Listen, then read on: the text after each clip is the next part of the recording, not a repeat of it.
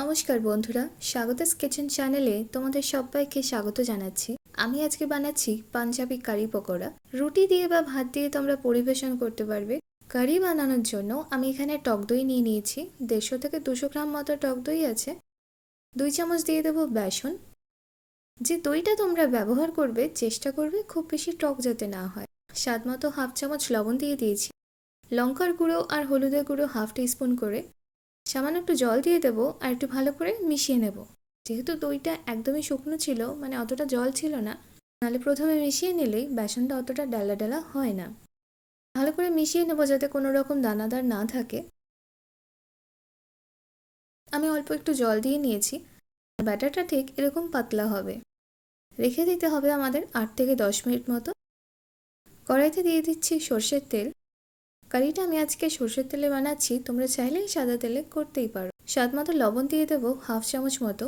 ফোড়ন নিয়ে নিয়েছি সর্ষে, শুকনো লঙ্কা, কারি পাতা, হিং, গোটা জিরে আর মেথি। ফোড়নগুলো একটু ভেজে নেব মিডিয়াম হিটে, সুন্দর গন্ধ আসা অবধি।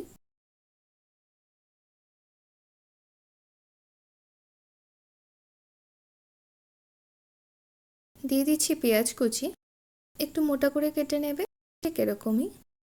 পেঁয়াজটা 3 থেকে 4 মিনিট মতো আমাদের ভেজে নিতে হবে, সামান্য একটু লাল হয়ে যাওয়া অবধি। কাঁচা লঙ্কা কুচি আর আদা রসুন আমি গ্রেট করে নিয়েছি, 1 টিস্পুন করে হবে।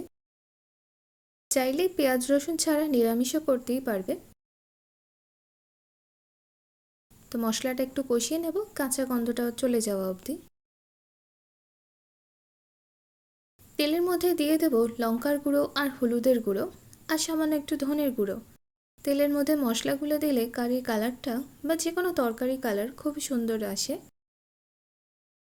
ভালো করে মিশিয়ে নিচ্ছি। মশলাটা ভাজা হয়ে গেলে দইয়ের যে ঘোলটা বা ব্যাটারটা আমরা বানিয়ে রেখেছি সেটা দিয়ে দেব।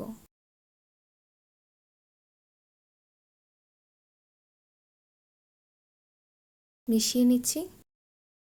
ফ্লেমটা করে দেবো হাইতে।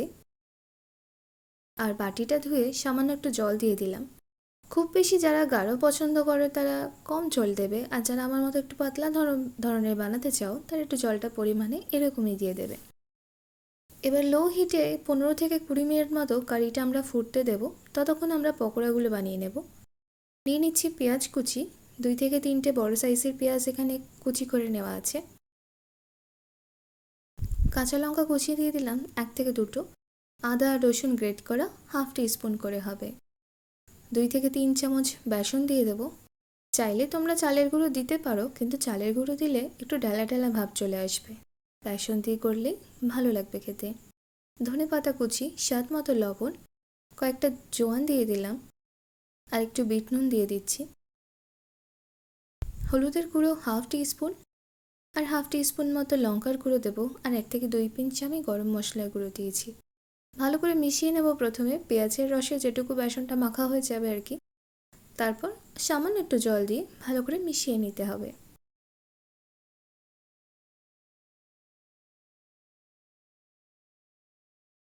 তো এখানে জলটা আমার একটু বেশি হয়ে গেছিলো, তাই আমি 1 থেকে 1.5 চামচ আর একটু বেসন দিয়ে দিয়েছি।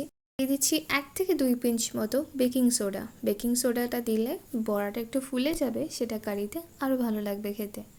তো ভালো করে এবার মিশিয়ে নেব এইভাবে। এবার আমরা পকোড়াটা ভেজে নেব। প্যানে দেখলাম তেলটা ভালো মতো গরম হয়ে গেছে, ফ্লেমটা করে দেবো মিডিয়ামে। আর মিডিয়াম হিটে পকোড়াগুলো আমরা ভেজে নেব। পেঁয়াজের পকোড়া আমি করেছি, তোমরা চাইলে মিক্সড ভেজ করতেই পারো বা শুধু বেসন দিয়ে বড়া মতো ভাজতে পারো। তো যে কটা মোটামুটি হয়ে যাবে প্যানে সে কটা আমরা দিয়ে দেবো। আর মিডিয়াম থেকে হাই হিটের মধ্যে একটু লালচে হয়ে যাওয়া অবধি 3-4 মিনিট মতো 2 পিঠ দিয়েই লাল হয়ে যাওয়া অবধি ভেজে নেব।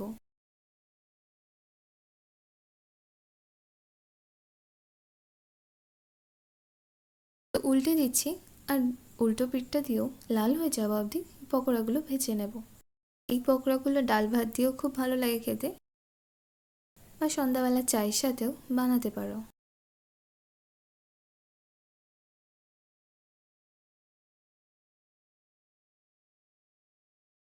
তো দেখো এখানে পকোড়াগুলো আমার ভাজা হয়ে গেছে, এগুলোকে তুলে নিচ্ছি।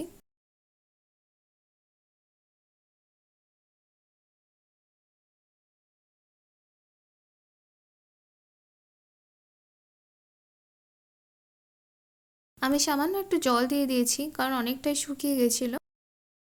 ঝোলটা আমি এরকম রেখেছি, ঠান্ডা হয়ে গেলে অনেকটাই গাঢ় হয়ে যাবে। দিয়ে দেবো এর মধ্যে আমরা পকোড়াগুলোকে, আর ভালো করে নেড়েচেড়ে মিশিয়ে নেব। খুব বেশি পকোড়াটা দেওয়ার পর আমাদের ফোটাতে হবে না। প্যানের মধ্যে সামান্য তেল রেখে তার মধ্যে লঙ্কার গুঁড়ো আর ধনেপাতা কুচি দিয়ে দেবো। আর এই তড়কাটা আমরা শুধু কারির মধ্যে দিয়ে দেবো। তাহলেই আমাদের কারি পকোড়া পাঞ্জাবি স্টাইলে একদম তৈরি হয়ে যাবে।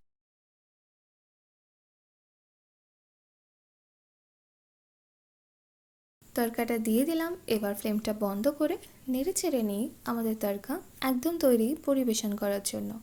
খুবই ভালো হয়েছিল খেতে। এইভাবে একবার অবশ্যই বানাবে, তোমাদের নিশ্চয়ই ভালো লাগবে।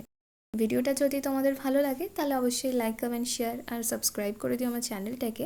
যারা ফেসবুক পেজে দেখছো অবশ্যই পেজটাকে ফলো করে দিও। ধন্যবাদ।